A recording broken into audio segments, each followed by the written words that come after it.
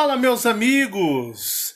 Sejam vocês bem-vindos aos canais que ajudam você a questionar esta realidade, aos canais Marcelo Marins, Consciência Cósmica e também ao canal Chamados a Despertar. Muita paz e muita luz a todos vocês, grandiosos guerreiros cósmicos, vocês de todo o Brasil e vocês de todo o mundo. Quero agradecer a você, meu amigo, minha amiga, que me ajuda. Obrigado pelas ajudas de vocês, em meu nome, da minha família e em prol do canal também. Muita gratidão pela generosidade de todos vocês. Eu não tenho palavras para te agradecer. Eu quero também agradecer a você, meu amigo, minha amiga, que sempre nos acompanha, independente do dia, da hora e do lugar, da circunstância.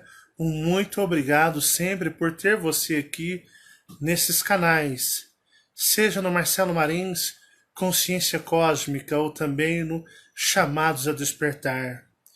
Eu hoje quero fazer um vídeo bem interessante para todos vocês, mediante que, pessoal, vou ficar sim alguns dias sem aparecer na internet, né?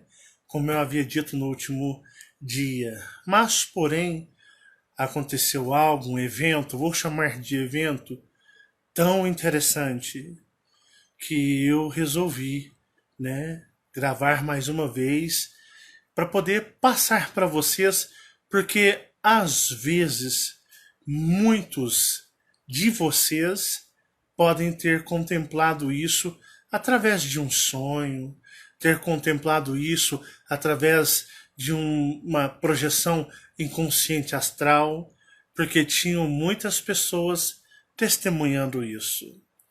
Eu coloquei uma chamada no meu Facebook sobre o tema, então, que eu iria abordar, tema esse, né, sobre Antarianos.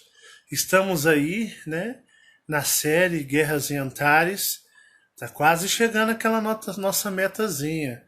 Bateu os 3.000 em cada vídeo, segue-se um novo capítulo na série Guerras em Antares. E hoje nós vamos falar sobre os Antarianos e algo que aconteceu. Para vocês terem uma ideia, até vou abrir aqui o meu Facebook, que diz o seguinte. Eu coloquei mais cedo no meu Facebook da seguinte maneira: o astral não me deixa parar mesmo, mediante que eu havia dito que eu tenho um trabalho para fazer e vou ter que me ausentar por uns dias. Mas preciso relatar algo.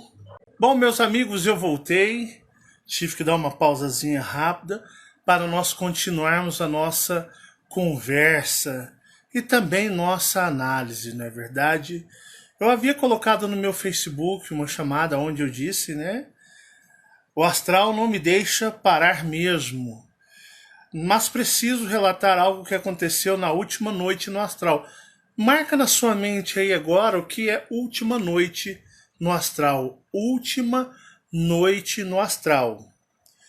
Uma frota de naves de Antares acabou de aportar essa última noite na Terra e foram direto ao salão do Reino de Jeová negociar aqui.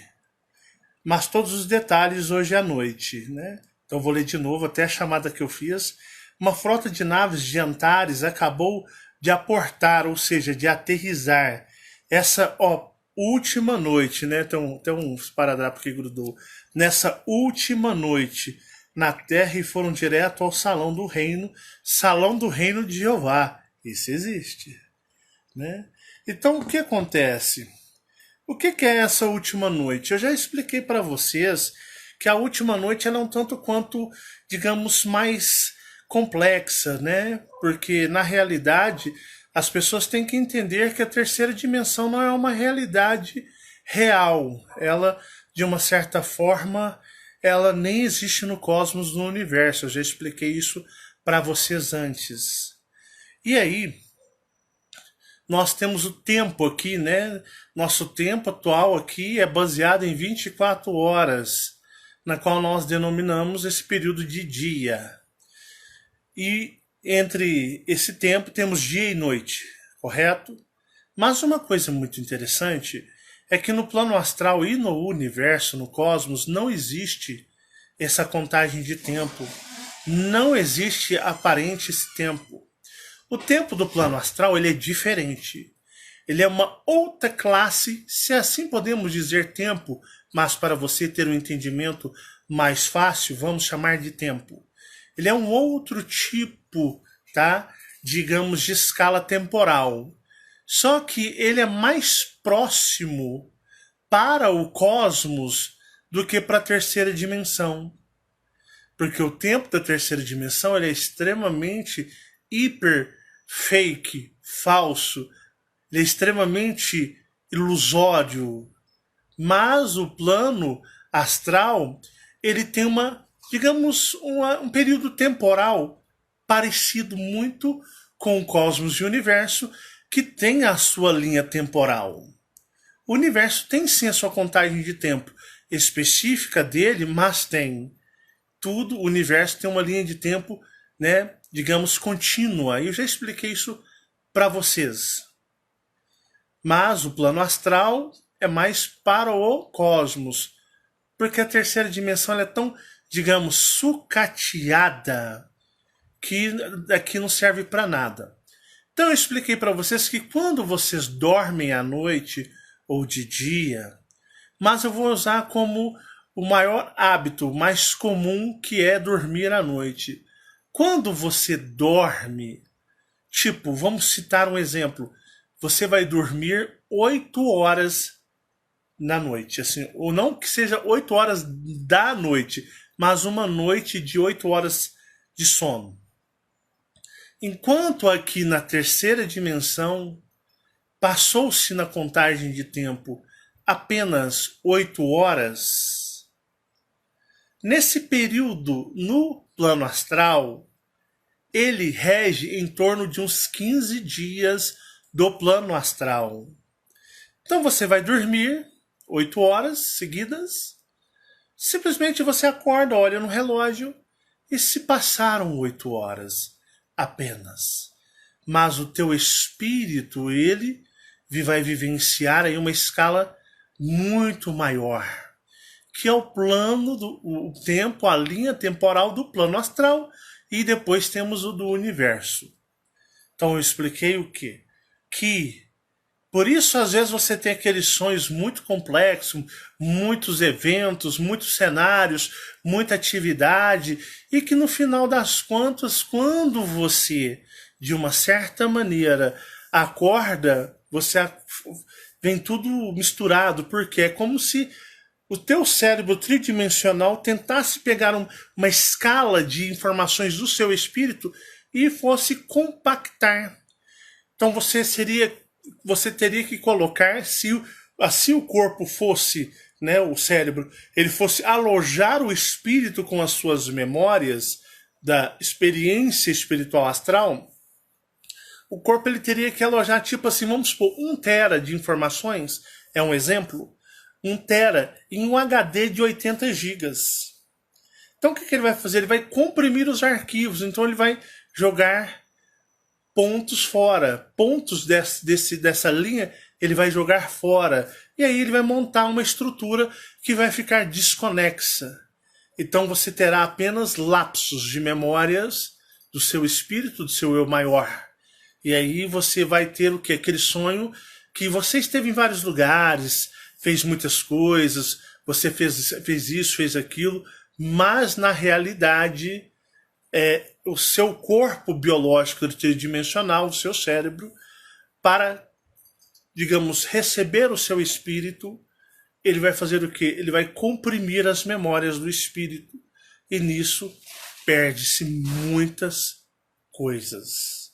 Por isso, às vezes, você tem aqueles sonhos muito loucos, né? De repente você está num lugar, conversando com alguém, fazendo alguma coisa num ambiente, de repente você vira, você olha e está totalmente diferente, porque ele comprimiu demais a informação. Tranquilo?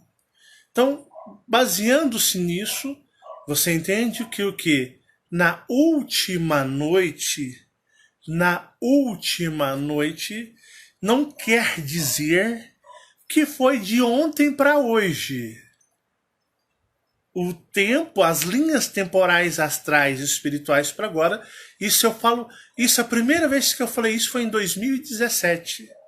Nunca ninguém tinha falado isso antes. Porque geralmente esses malucos espiritualistas, pseudos contatados e o caceta 4 diz que não existe o tempo. O tempo só existe na terceira dimensão. Mas eles não sabem explicar nada. Você fica mais maluco do que eles falando que já são um bando de malucos. Então, desde 2017 eu falo sobre isso, as linhas de tempo. E o que que acontece? Então, quando eu digo na última noite, não estou dizendo que foi ontem para hoje. Você vai entender que pode ter sido lá no plano astral coisas de dias atrás. E eu vou dizer para você e vou relatar algo muito interessante. Que talvez muitos de vocês que vão me assistir nos Chamados a Despertar, o público dos Chamados a Despertar no YouTube, ou o público do Marcelo Marins Consciência Cósmica no YouTube. Então, às vezes vocês podem ter tido experiências. Vê para mim se está fluindo, por favor. Vocês podem ter tido experiências que possam arremeter, serem coerentes, parecidas com o que eu vou relatar agora. Tá fluindo? Tá? Deixa eu ficar. Você quer ficar olhando ou você quer deixar comigo para me monitorar? Eu fico tá olhando. Bom, aqui tô baseando, tá tudo tranquilo, tá 100%, não parou nada, tá indo chuchu beleza, né?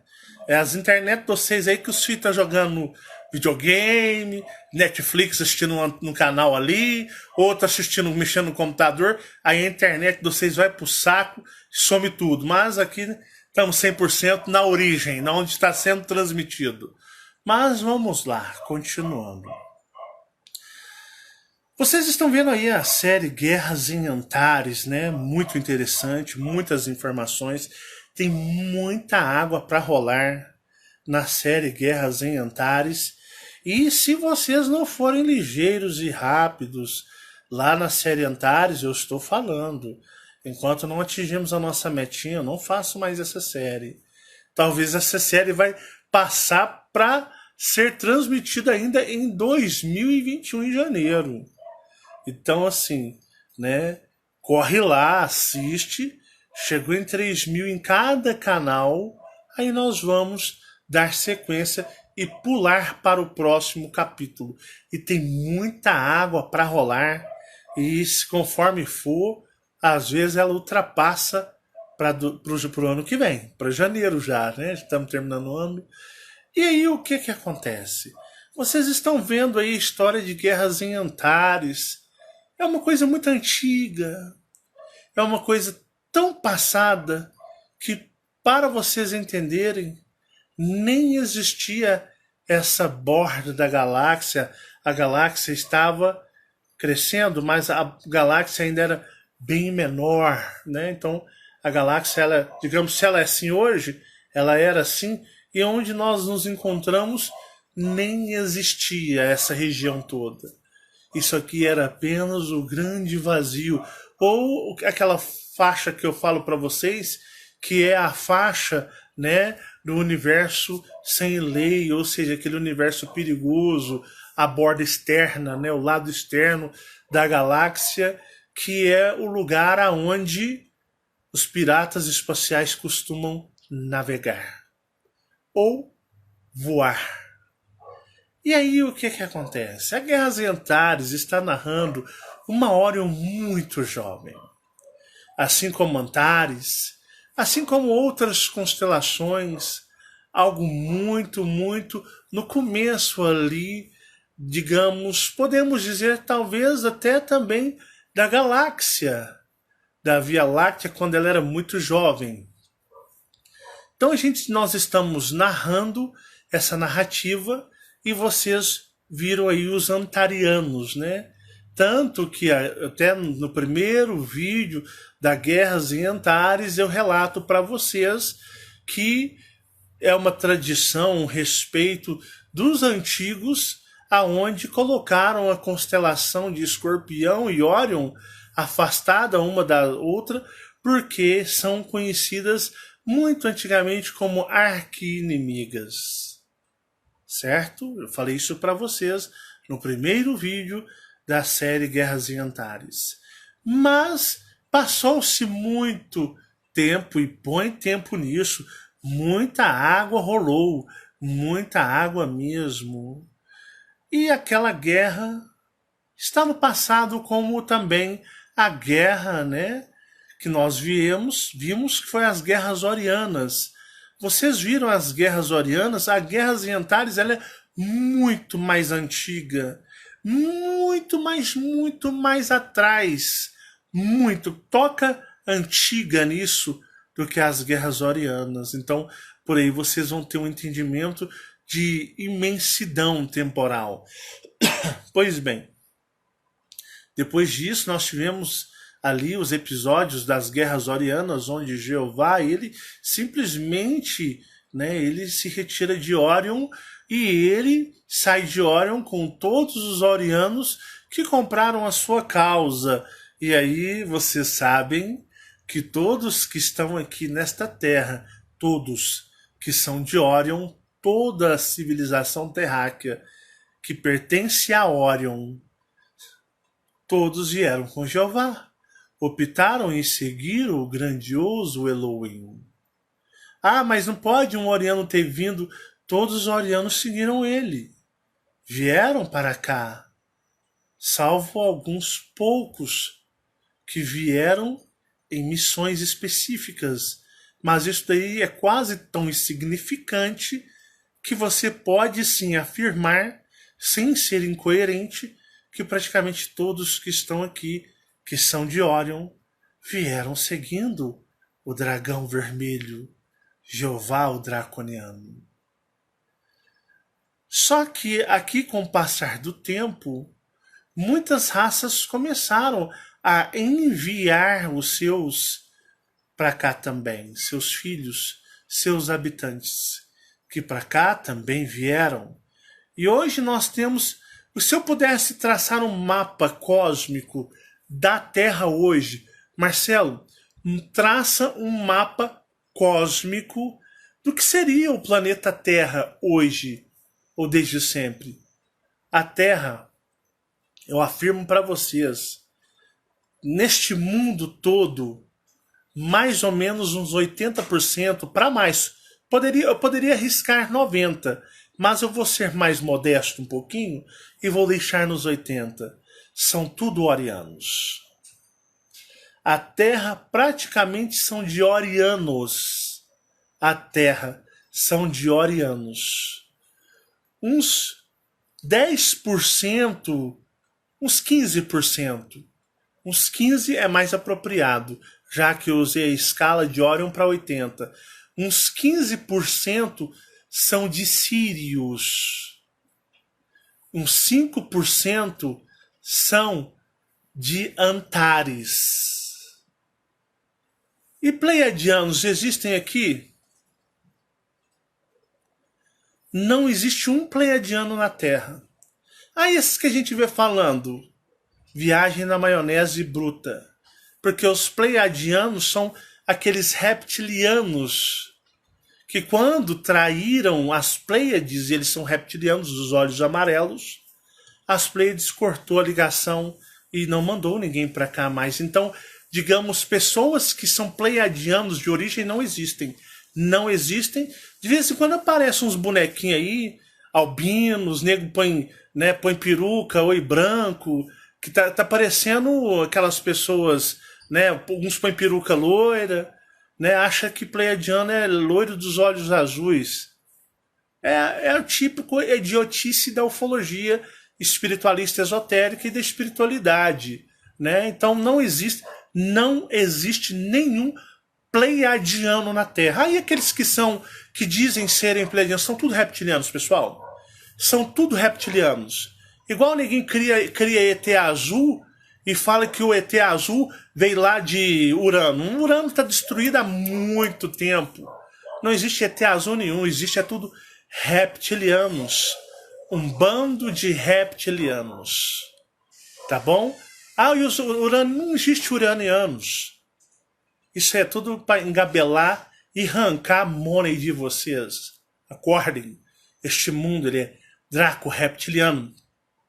E vocês vão reparar que pessoas que se dizem pleiadianos, uranianos, pessoas que se dizem de outras origens, elas têm um comportamento mais reptiliano até mesmo do que daqueles que se dizem serem reptilianos.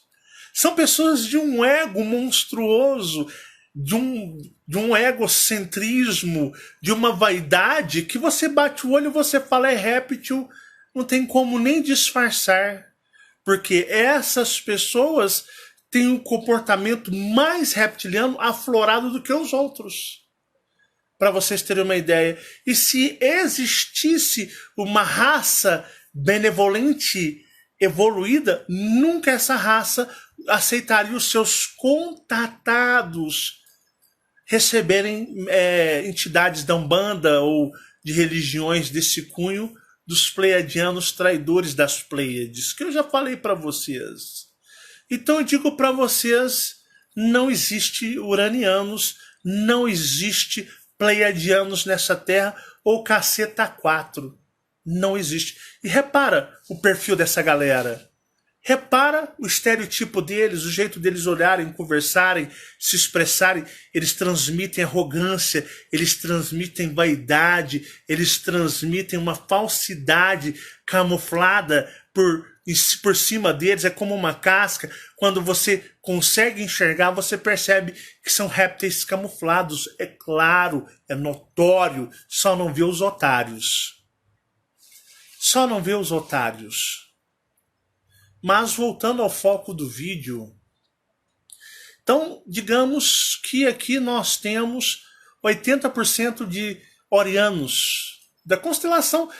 Esta Terra é uma Órion minimizada. As 3 pirâmides do Egito, depois desse vídeo, vai no Google e digita assim, ó, as pirâmides do Egito em alinhamento com Órion. E eu já falei sobre isso muitas vezes lá para 2017. Então as pirâmides são alinhadas com Órion. Eu ouvi, eu não sei se é verdade, vocês podem pesquisar por mim, porque eu não estou tendo muito tempo. Eu não estou tendo tempo mesmo, não sei se é verdade. Eu ouvi de um estudioso, mas eu não sei se ele estava totalmente certo. Mas eu ouvi dizer que todas as pirâmides, eu não sei se isso é verdade, que todas as pirâmides nessa Terra estão configuradas também para Órion, assim como as do Egito. Eu não sei. Então tem pessoas aí que são mais estudiosos, têm mais tempo, têm mais estrutura, ânimo para pesquisar, podem pesquisar. Eu ouvi uma pessoa me dizer, que dizia ser estudiosa, e disse, olha, todas as pirâmides neste mundo estão apontadas para Órion. É a coisa mais estranha. Todas. Isso eu já não sei. As do Egito eu posso afirmar que estão em alinhamento com Órion. Então este mundo é uma pequena Órion. E o mundo dos dracos e reptilianos, alienígena nenhum vem cantar de galo aqui, se não for para servir aos dominadores. Entenderam? E aí o que acontece? Eu já ouvi dizer isso também. Pesquisem aí vocês, depois vão lá no e-mail de relatos e manda para mim a resposta. Se todas as pirâmides que existem neste planeta Terra estão alinhadas com Órion. Eu ouvi isso de uma pessoa estudiosa. Eu sou isso gabaritado, papá, eu sou ignorante.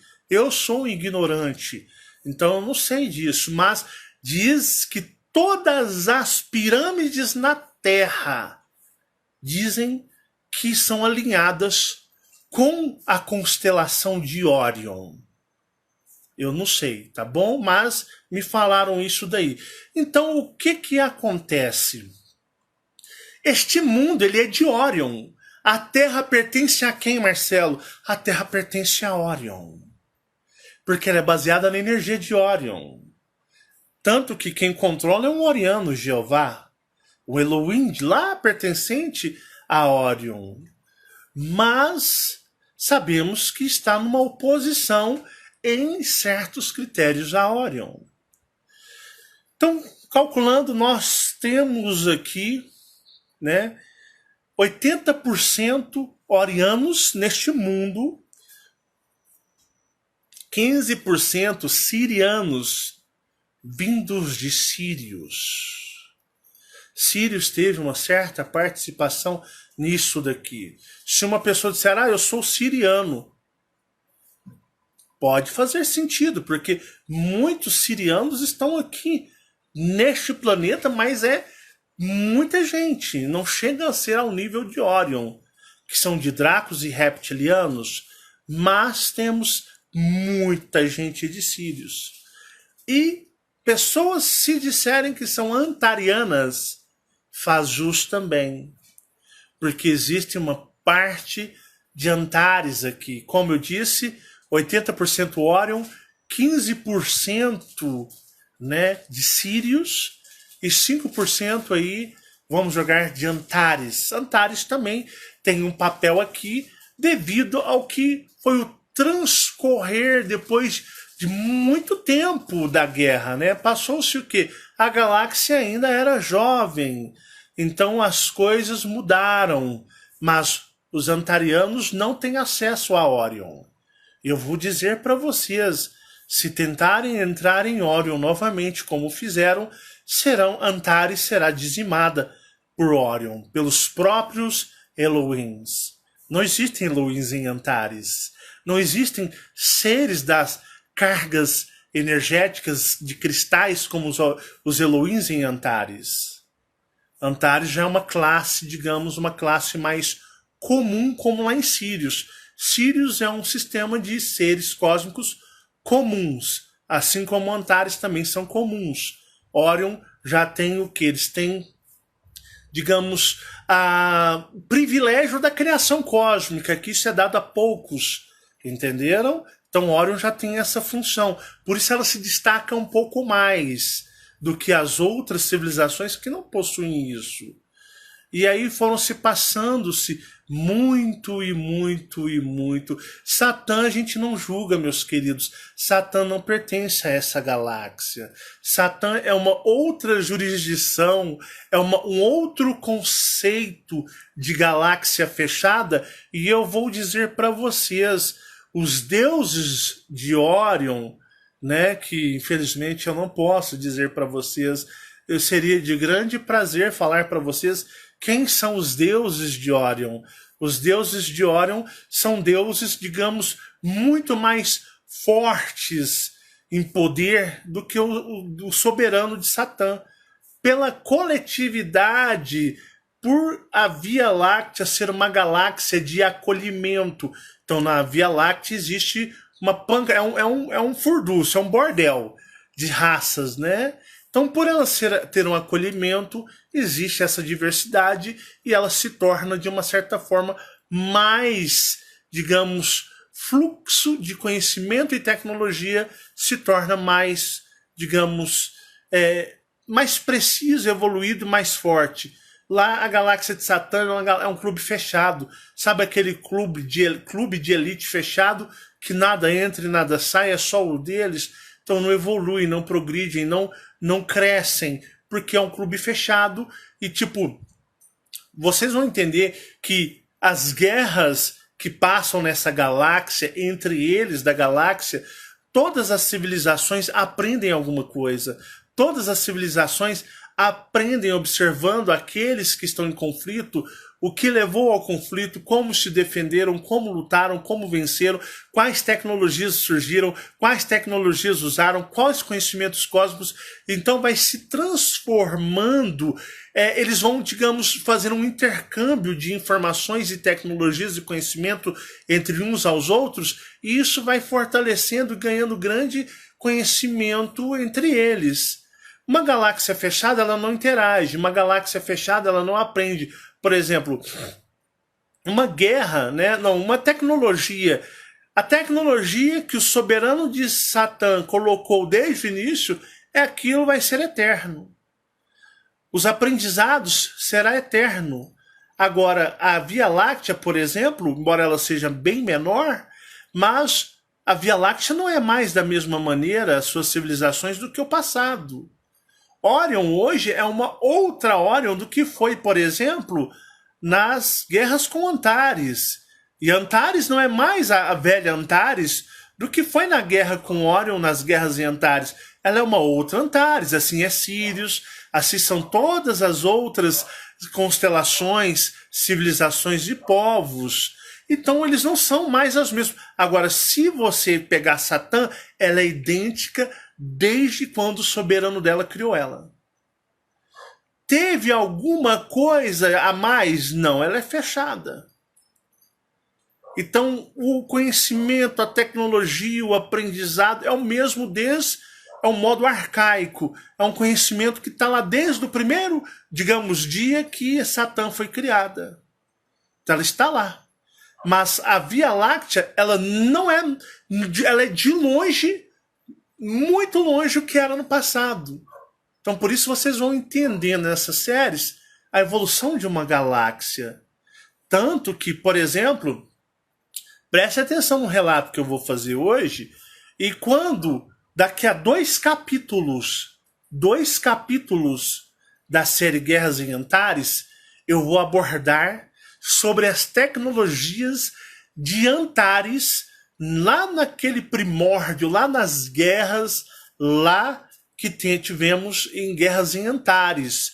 Mas a Antares de hoje é uma outra tecnologia, são outras naves, é uma outra concepção de nave, sabia? Antares, antigamente, tinha nave X, hoje eles têm nave Y.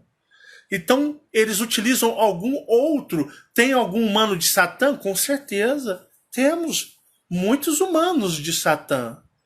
Com certeza absoluta. Mas, porém, Satã, por ser um clube mais VIP, não são tantos. Mas tem milhares e milhares de pessoas pertencentes à galáxia de Satã que estão aqui.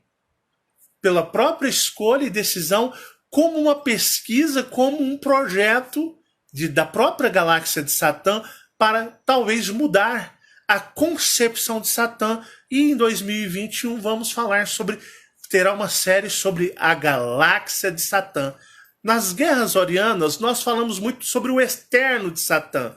Agora nós vamos falar sobre toda a ideologia, sobre todo o conceito dos Argons dentro da galáxia de Satã. Então vai ser uma coisa que vai expandir e ser muito mais, digamos, mais detalhada em relação a Satã.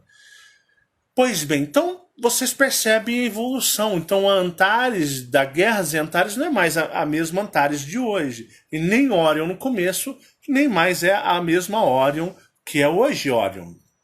Tanto que não é mais porque nas guerras em Antares, Jeová foi uma figura que, digamos, foi o roteirista que desenhou e executou a derrota de Antares perante Orion. Então Jeová, ele foi o estrategista de o quê? Da vitória de Orion sobre Antares.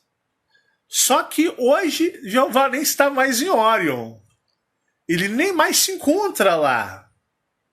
Entende como que as coisas fluem e modificam? As coisas vão fluindo. Hoje Jeová nem mais em Orion está. E Orion nem precisa mais dele. É complexo tudo isso. Mas, voltando. A última noite, vocês entenderam então o que é o conceito da última noite. Pois bem, na última noite, que você pode basear-se em dias astrais, uma, digamos, comitiva de naves vinda de Antares veio a este mundo na sua parte astral. Na 3D não vem nada, gente. Não espera vir nave, aparecer nada, né? Eu já falei isso, já cansei de criticar até vocês por causa disso. Na 3D não aparece nada. Mas veio uma comitiva de naves de Antares aqui. Eles vieram aqui. E eu vou dizer para vocês, pela primeira vez, antarianos vêm o que eu vou chamar a este mundo. Nunca os antarianos pisaram aqui. Não nesta terra holográfica, não depois que Jeová saiu de Órion e criou isso aqui. Nunca, nunca, nunca, nunca, nunca, nunca tiveram antarianos aqui. Mas, lembrem do conceito última noite, mas na última noite vieram antarianos. Antarianos vieram com suas naves e não foram atacados e não foram repudiados. As naves antarianas chegaram descendo ao intramundo. Chegaram naves de aspecto como uma caixa de sapato. Imagina uma caixa de sapato que você dá uma achatada num dos lados dela, como se fosse um grande de um caixote. Você quer saber? Veio na minha mente aqui agora. Quem assistiu ao último episódio do Mandalorian, onde eles sequestram o Grogu, né? Não é mais bebê Yoda, é o Grogu, a criança. Então vocês vão ver que chegavam naves vindas de um cruzador do Império, e essas naves desciam, né, com os Stormtroopers. Aquela nave que descia ali enquanto eles tentavam atacar o Mandaloriano e o Grogu estava em meditação plena com a força, o que acontece? Aquelas naves que desceram com os Stormtroopers são muito parecidas no formato geométrico das naves antarianas que vieram, mas elas vieram escoltando uma outra nave muito maior. Então coloca na sua mente aqui agora uma nave parecida geometricamente com essas descrições, como se fosse uma caixa achatada na ponta. Vieram mais ou menos umas 8 naves. Característica de tamanho. Fala tamanho para nós, Marcelo. Quais os tamanhos dessas naves? Imagina uma nave aproximadamente aí de um tamanho de um porta-aviões, né? Quem já viu um porta-aviões ao vivo e a cores? Se você já viu um porta-aviões ao vivo e a cores, é mais ou menos daquele tamanho essas naves que vieram como cruzadores ou vieram como abatedores espaciais. Porque logo atrás dela, e quando elas chegaram, elas foram se abrindo, veio uma nave, que esta nave, eu digo para vocês, é do tamanho de um prédio, digamos aí, do tamanho lá daquele prédio lá do Dubai, né? Eu acho que eu esqueci o nome, Califa, uma coisa assim. O maior prédio, se eu não me engano, se ainda é o maior prédio, né? Da Terra aqui, terceira dimensão. E aí, esta era daquele tamanho, gigantesca. E esta nave devia ter mais ou menos uns 3 quilômetros de extensão. E esta nave, ela era... Olha a evolução dos antarianos. Olha como os antarianos evoluíram. Você vai pegar essa informação, segurar ela, e quando eu chegar nas guerras orianas, você vai entender o Bud Khalifa. Obrigado, pessoal. Vocês vão entender, queridos, que como Antares ela evoluiu. Eu vou falar das guerras das naves antarianas nas guerras em Antares, mas preste atenção nessa nave. Esta nave, ela era viva. Eu já citei para vocês que as naves extraterrestres, na qual sempre chamei de bolhas, não era assim bolhas, eu não falava bolhas, que as naves só poderiam operar com a energia dos seus ocupantes. Foi ou não foi? Temos os Elohims que se transformam em um bloco gigantesco de cristal e cruzam como relâmpagos pelo espaço. E temos as naves, que todas as naves espaciais são como bolhas. Ou seja, se não tiver o ocupante, ela é morta. Ela não tem energia, ela não tem utilidade nenhuma. Mas Antares encontrou algo muito interessante. Eu queria que vocês voltassem e pensassem um pouquinho qual o filme de ficção científica que, digamos, os ocupantes são cibernéticos, máquinas cibernéticas. Qual filme famoso de ficção científica nas quais os ocupantes, os próprios seres são máquinas cibernéticas vivas? Vamos, dou-lhe uma, dou-lhe duas, dou-lhe três. Qual o filme de ficção científica? Os seres alienígenas, eles são máquinas cibernéticas praticamente vivas. 3, 2, 1. Os Transformers. Os Transformers são máquinas cibernéticas vivas, ao ponto que eles podem se transformar em qualquer forma copiando. Não é assim? Os antarianos criaram algumas naves vivas, cibernéticas, como os Transformers. Só que vocês imaginem um Transformer de 3 quilômetros, uma nave espacial que ela é viva por si só, independente da energia dos seus ocupantes, porque a ela foi dado vida própria. Então vocês vão entender que o que? Os antarianos chegaram num grande escorpião. Literalmente, idêntico ao escorpião, que você tem que tomar cuidado na sua casa para você não tomar uma picada de um bicho desse. E qual que é o tipo de escorpião mais perigoso que nós temos aqui de conhecimento? Não é o escorpião, aquele amarelado, meio laranjado, uma coisa meio marronzada. Não é o que eles falam, é o marrom que eles falam, amarelo, né? É o amarelo. Pois bem, esta nave, eles chegaram em um imenso escorpião vivo. Em um imenso escorpião vivo. E esta nave chegou e o escorpião, ele era independente da energia dos seus ocupantes antarianos. Olha a evolução. Vocês vão entender quando eu tiver a narrativa lá das guerras em Antares, e você pegar esse vídeo aqui e você fazer essa comparação, você vai falar, poxa, os antarianos são outros. A tecnologia deles se transformou e é outra.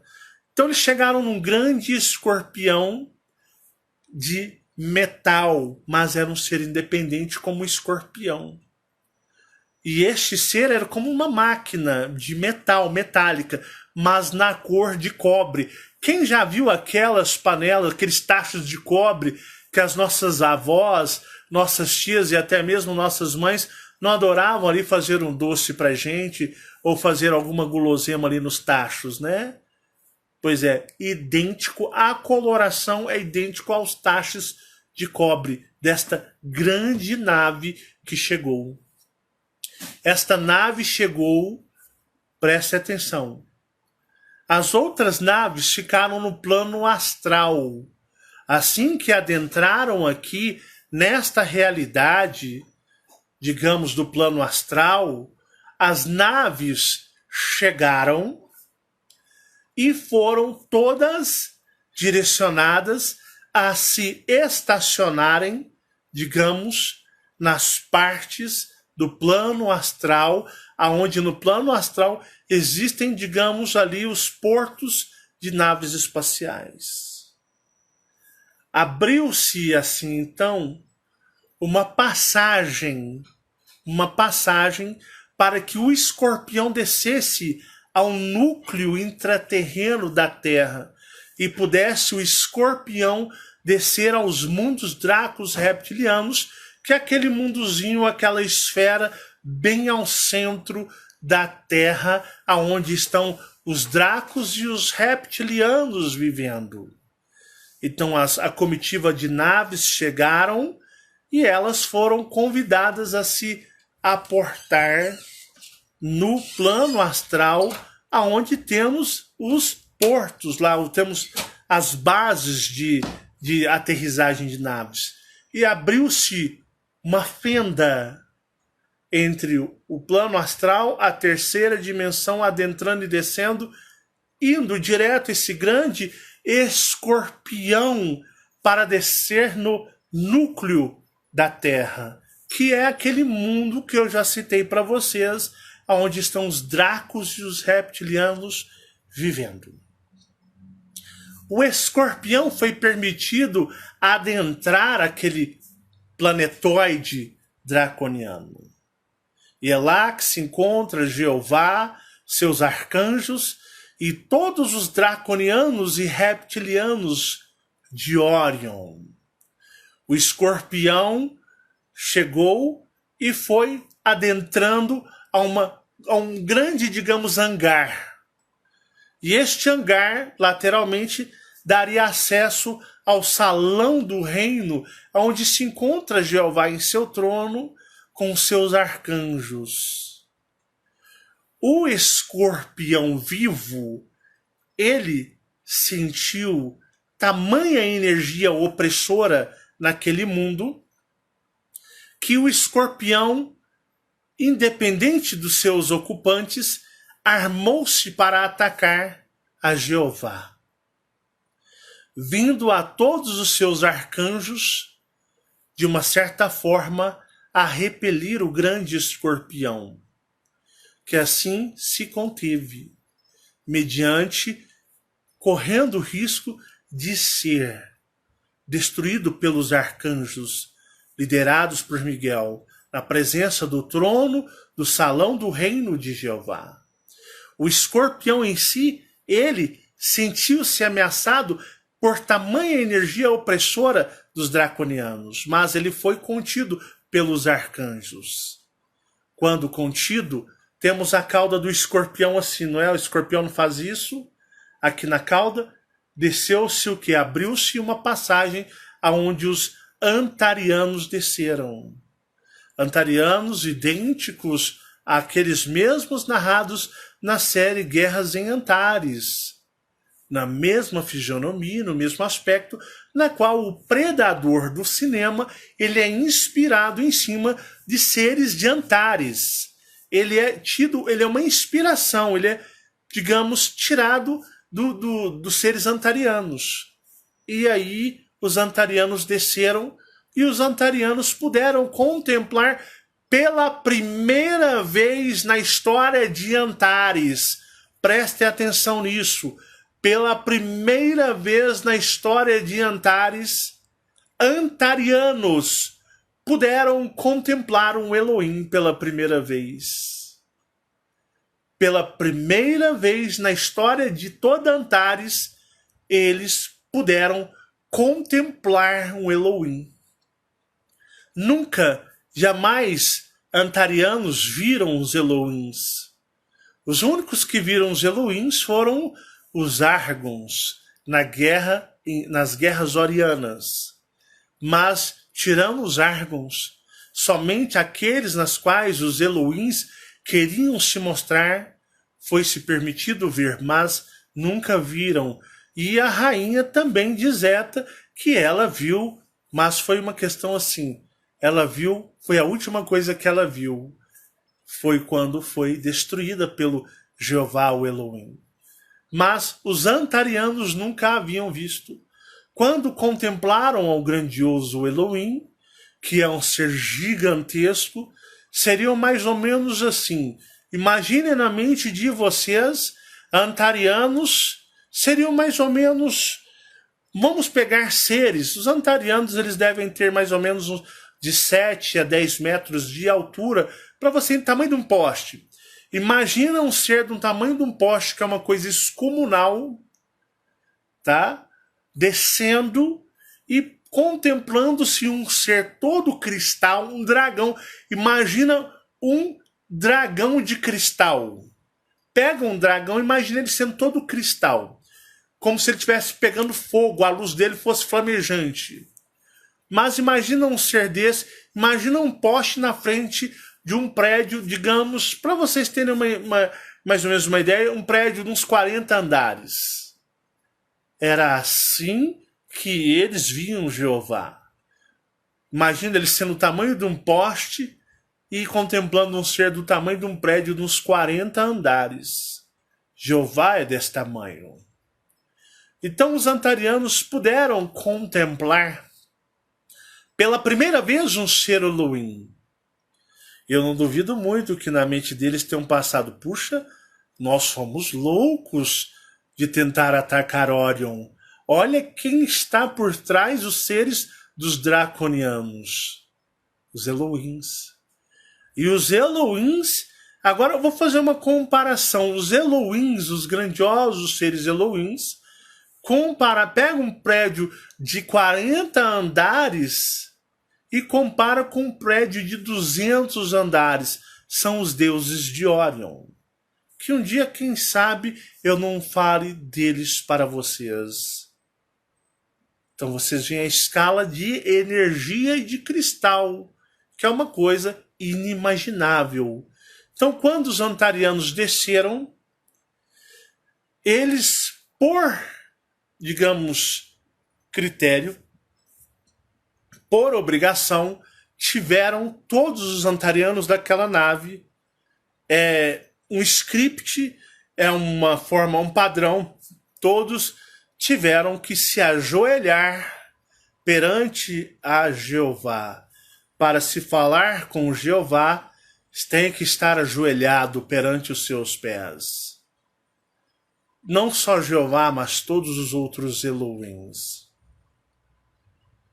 Tanto que a rainha de Zeta, achando que Jeová era um ser já derrotado pelo cosmos e universo, se recusou a se submeter a ele, então ele a destruiu. Então eles têm o quê? Eles têm que se ajoelhar. Os antarianos se ajoelharam perante Jeová como ali um ritual de respeito para poder falar com Jeová. Então vocês imaginem mais ou menos uns 40, 50 antarianos ajoelhados perante ele. E os seus arcanjos, Miguel do seu lado direito e outros arcanjos à sua esquerda, e ambos parados. E olha só, aquela máquina, aquela nave escorpiônica que sentiu uma opressão energética ali, estando dentro ali daquela região, daquele hangar que dava acesso, digamos, adentrando ao Salão do Reino, sentiu tamanha energia opressora que, como eu posso dizer, tentou ser hostil, mas no intuito de se defender e defender aqueles que estavam dentro da nave.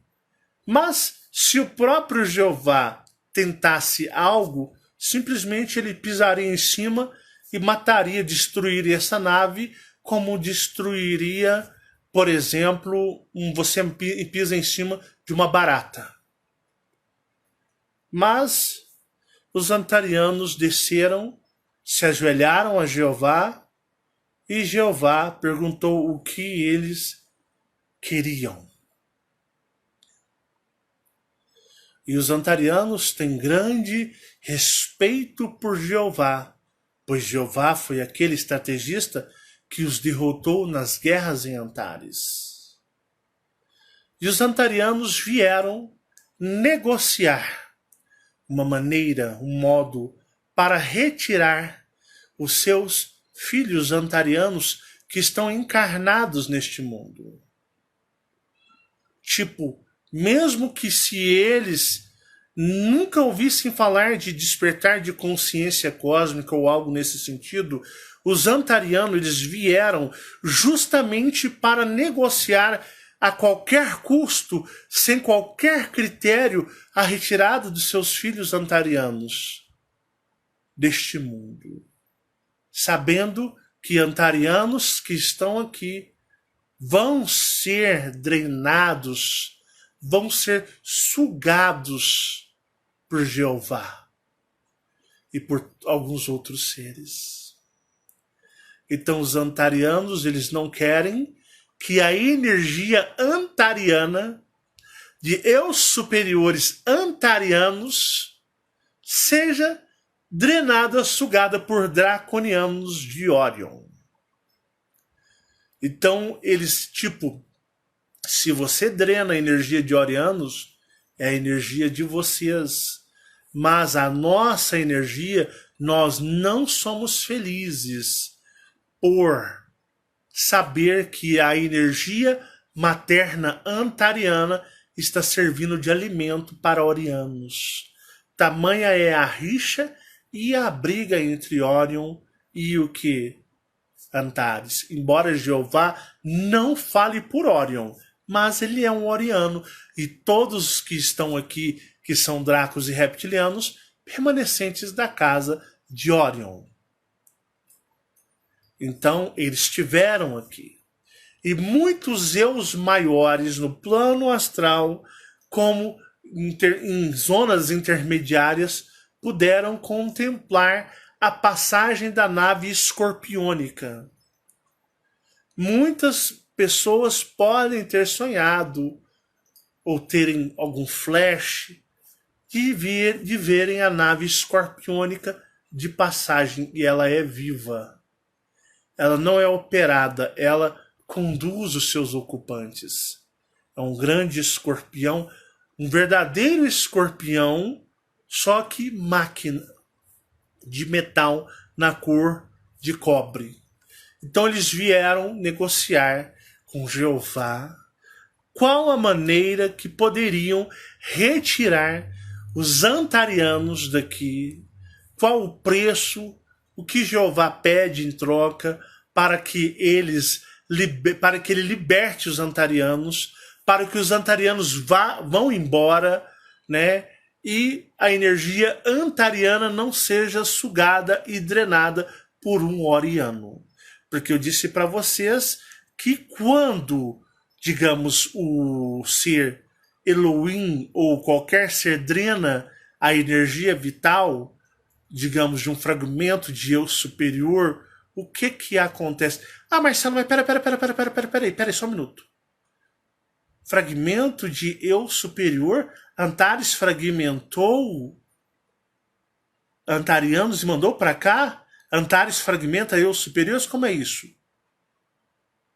Guerras de Antares, vocês vão entender quem são os antarianos encarnados neste mundo. Antares não desfragmenta eu superiores.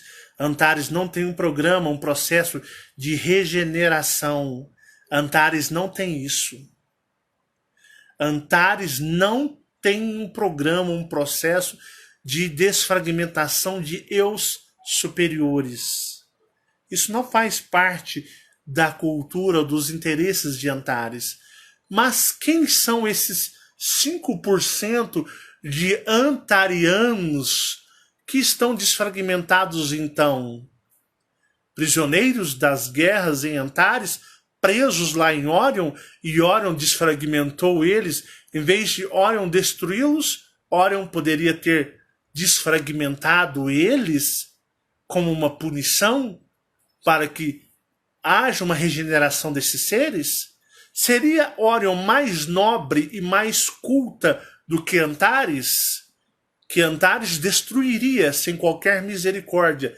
Teria sido então Orion mais misericordiosa com seus prisioneiros antarianos, aplicando a pena aos antarianos, a pena que muitos orianos recebem da própria Orion, Porque Orion pensa, em vez de destruir, eu vou regenerar.